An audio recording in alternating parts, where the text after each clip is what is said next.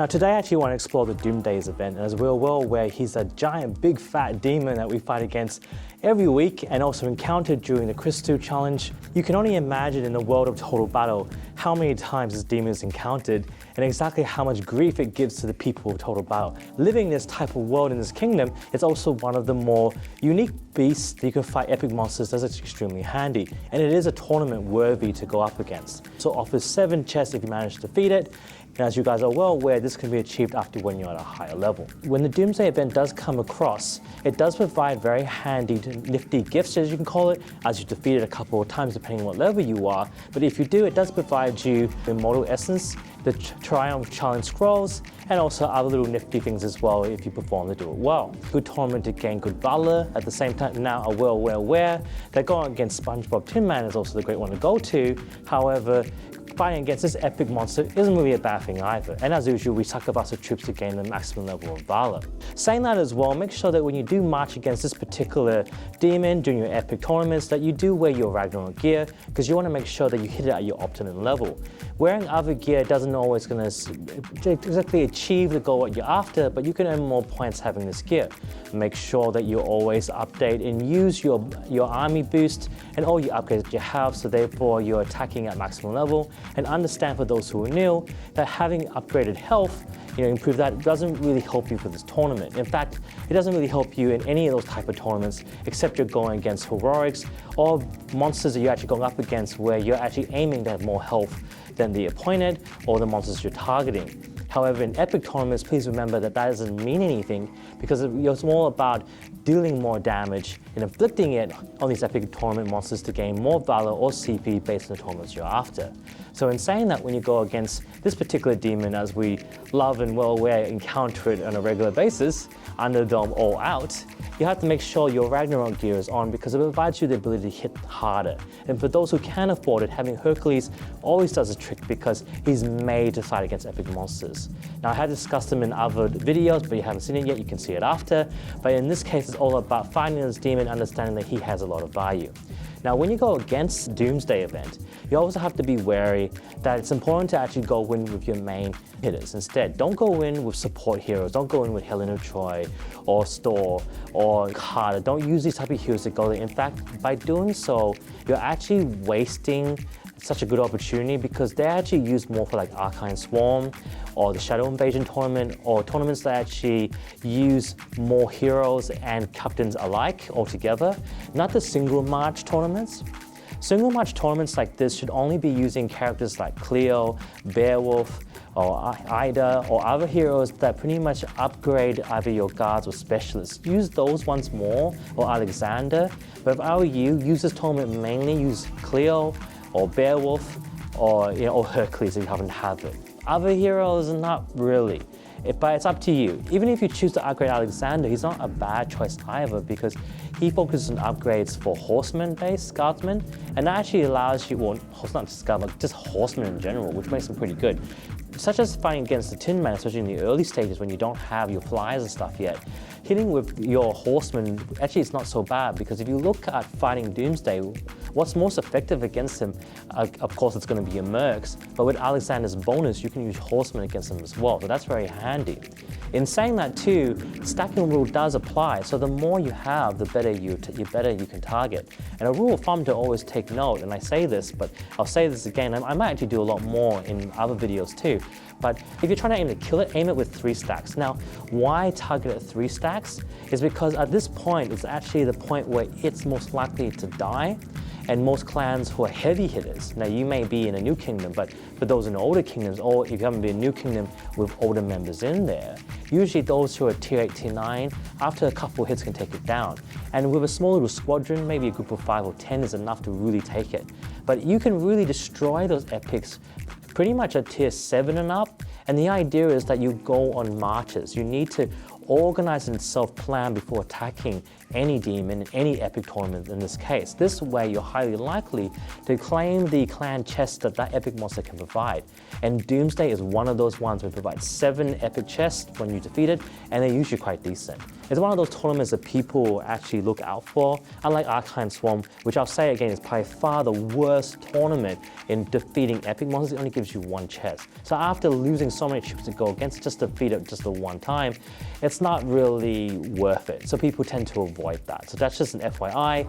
But for those who are newer kingdoms, understand that if you're under tier 7 and under, unfortunately you won't have the strength to defeat those epic monsters yet. You do need to build up to a point where you're strong enough to defeat these epic monsters, and that's how you do it. But if you're not going for the defeating it and you're just there to earn valor and to earn the trophies and rewards that it offers, it's not a bad problem either if you want to approach it that way. If you are going through that way, then the idea is not to use the 3-stack method when trying to kill it, but instead what I call pretty much the 3-method style in all your main categories. So this looks at your guards, your specialists, your monsters, and your mercs. Not your catapults, not your spies, they're not worth anything, you don't use those, they don't really gain you value, not for this tournament like this. So why do you use guards, specialists, monsters, and mercs in this tournament? Because they're the ones that hit harder. You want to use these 4 categories, and you want to make sure you do it in 3s. So what do I mean by 3s? Well, let's pretend that you're actually going after this demon, right? And you're actually targeting it down. The idea is this, just pretend you have to go up to tier 6 and you're going to attack for it.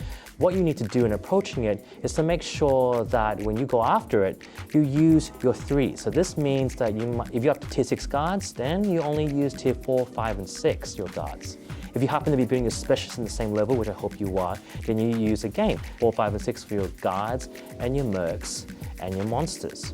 You're using your highest level 3s instead. So the idea is always go up by 3s. Now, why do I do that and why is it important? The reason is because you should always be hitting hard against the epic tournaments.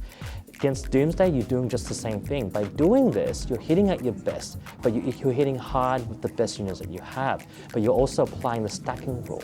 So why should you not have every single guard and every single special and every single monster that you have? Because you're not hitting at your best. You're not. You're actually gonna find that you're scoring, and you can do this by yourself. You don't have to believe me, you can test it for yourself. If you find that you're building all your guards and all your special and all your monsters and you go target down any epic monsters and just focus more on the Doomsday event, you're going to find that your scoring is going to be a lot less. Reason is because you're sending in weaker units. You want to send your strongest. So then here comes the other question. Why should you just walk in with just 1 tier on your highest tier instead? Because stacking rule applies. You still want to hit hard, and the enemy still is going to attack you one way or the other. How the stacking hits is basically, it's a 50-50 in the first 3 hits, but after that, it's going to keep hitting until all your guards are dead, all your specialists are dead, all your monsters are dead, and it goes down the list. Vice versa, that you're going to land hits on the epic monster as well. That's just how it works. So you still want to land those hits, you still want to do a lot of damage. So the 3 rule, the 3 stack rule, and also applying the 3 rules for your guards, your specialists, and monsters also apply. Always use your best 3. Come in with your best 3 with your monsters, your guards, and your specialists. Always do that. And with mercs, you go with everything you have. And you want to lay it out with your lowest tier hitters all the time. So this means, in this case, if you're hitting by 3s, that means your tier 4 guards, your tier 4 specialists, and your tier 4 monsters have to be a higher value of guards and units and specialists and monsters, and then it goes down the list instead of going up. So you won't, in this case, inciting this means that your highest tier, so this case tier 6, for example, has to be your lowest amount.